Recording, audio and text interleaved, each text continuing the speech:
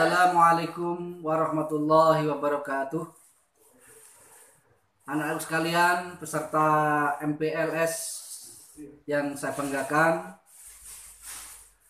sebelum saya menyampaikan materi pada kesempatan MPLS ini, perlu kiranya saya perkenalkan. Nama saya yaitu Bapak Musliman SPDI. Kegiatan kesehariannya adalah guru SMP Muhammadiyah 1 Purbolinggo dengan bidang studi kemuhammadiyahan dan bahasa Arab. Anak-anak sekalian, untuk materi MPLS pada kesempatan ini saya akan menyampaikan yaitu materi tata krama siswa. Mungkin dengan materi ini anak sekalian peserta MPLS sudah tidak asing lagi. Tata krama di sini adalah adat sopan santun atau sering disebut dengan etika. Dan etika ini telah menjadi bagian dalam hidup kita.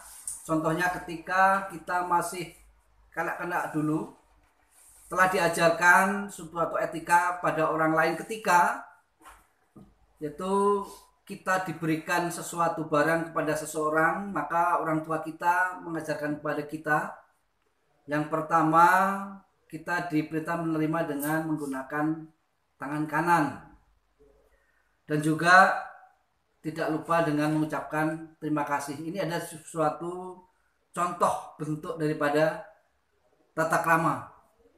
Kalau lebih jelasnya, bahwasanya tata krama itu terdiri dari dua kata.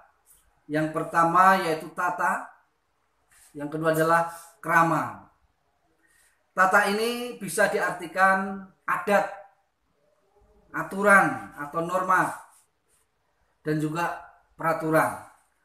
Sedangkan krama sendiri itu bisa diartikan yaitu sopan santun, kelakuan, tindakan, dan perbuatan.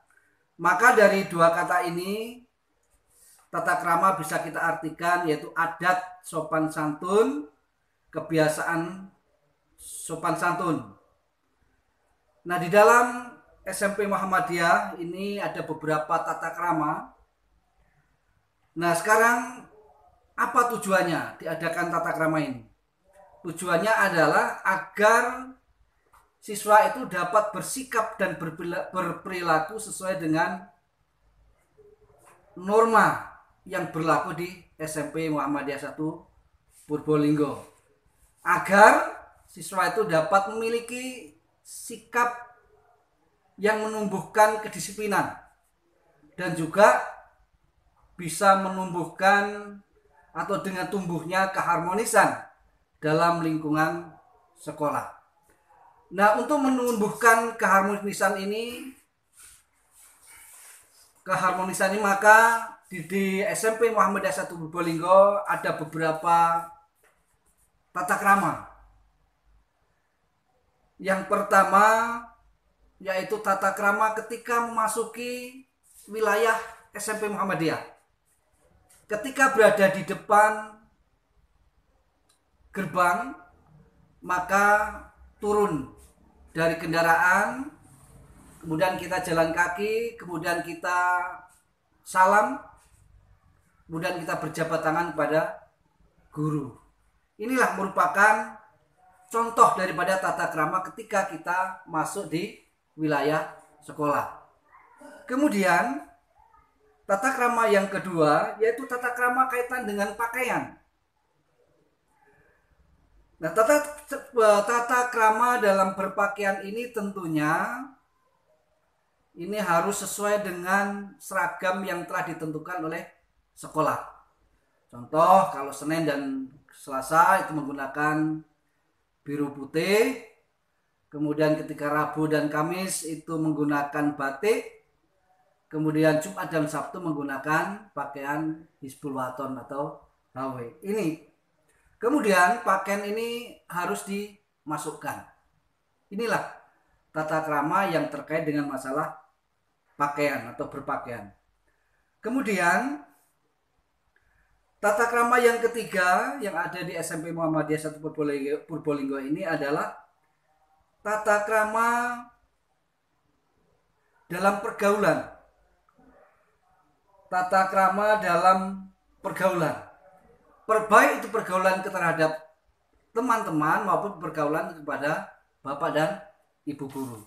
Tentunya pergaulan ini terhadap bapak ibu guru kita harus menghormati bapak dan ibu guru.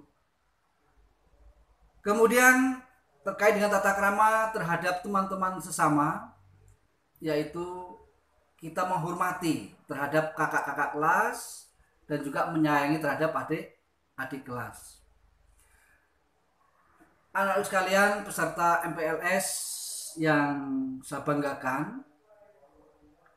Kemudian ada satu lagi tata krama ketika kita dalam pembelajaran. Tata krama itu yang pertama,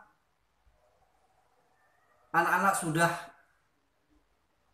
mempersiapkan, mengadakan kesiapan di dalam kelas sebelum bapak dan ibu guru masuk kelas. Atau kondisi kelas tersebut sudah rapih. Ini merupakan sebuah tata krama.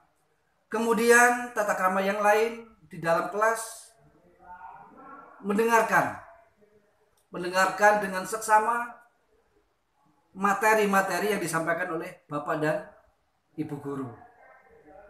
Anak-anak sekalian, inilah beberapa tata krama yang ada di SMP Muhammadiyah 1 Purbolinggo. Tentunya ketika itu semua sudah terlaksana di SMP Muhammadiyah 1 Purbolinggo, insya Allah keharmonisan, kemudian keharmonisan yang ada di SMP Muhammadiyah ini akan tumbuh.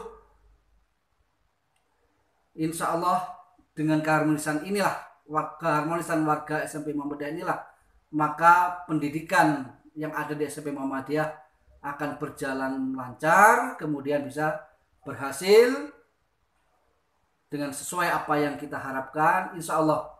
Maka nanti kita akan menjadi anak yang sukses tentunya di masa depan sampai nanti ke dunia akhirat. Itu yang bisa saya sampaikan. Fastabiqul khairat. Assalamualaikum warahmatullahi wabarakatuh.